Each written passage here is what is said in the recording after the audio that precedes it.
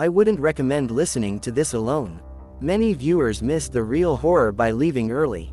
Stay till the end, if you dare. People believe New Year begins at midnight. They are wrong. For some, midnight is not a beginning.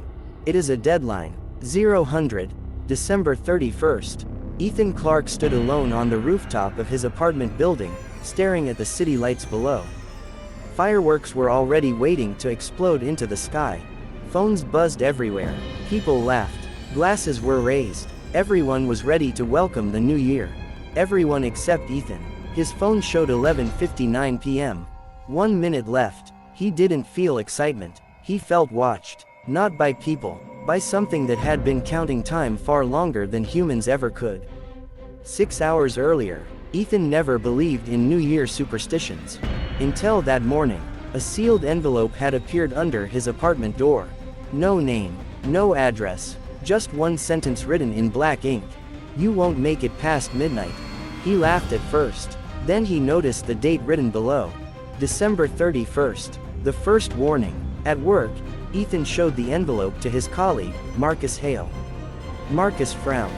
Probably a prank, or some messed up motivation letter. But the printer behind them suddenly stopped. The screen blinked once and displayed a message it was never programmed to show. Countdown initiated. Ethan's stomach tightened. The printer shut down completely. The second warning. On his way home, Ethan entered the subway. A woman stood at the platform edge. She wore a long gray coat and held a small clock in her hand. The clock had no numbers. Just a single moving hand. As the train arrived, she looked directly at Ethan and whispered, "You were supposed to leave earlier." The train doors closed between them. When Ethan looked again, she was gone. The rules appear. Back in his apartment, the lights flickered once and stabilized. His television turned on by itself. A black screen. White text appeared. New Year Protocol. Subject, Ethan Clark. Do not sleep before midnight. Do not celebrate. Do not look at the clock after 11:55 p.m. If you hear knocking after midnight, do not answer. Ethan unplugged the TV. His hands were shaking.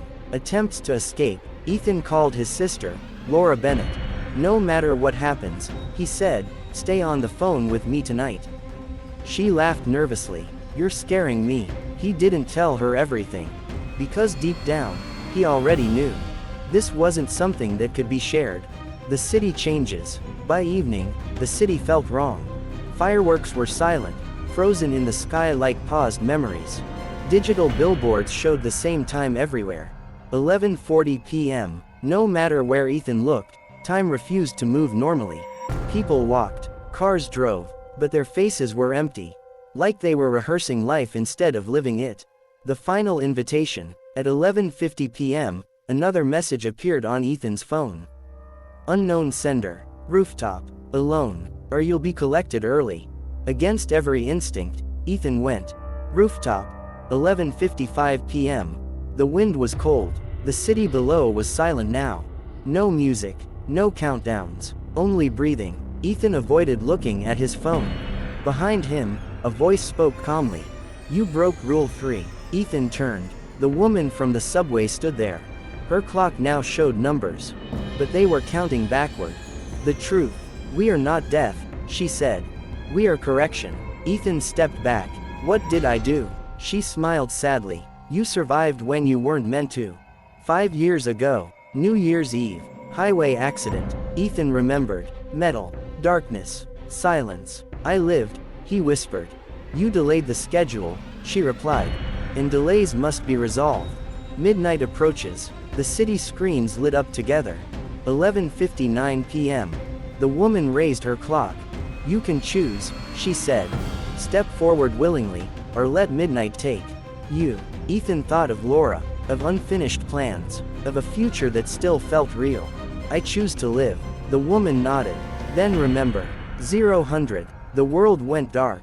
The new year begins. Ethan woke up on his apartment floor. Sunlight through the window. His phone buzzed. January 1st. Messages flooded in. "Happy New Year. Where did you disappear last night? Are you okay?" He smiled weakly. It was over. The knock. That night, at exactly 12:01 a.m., there was a knock on his door.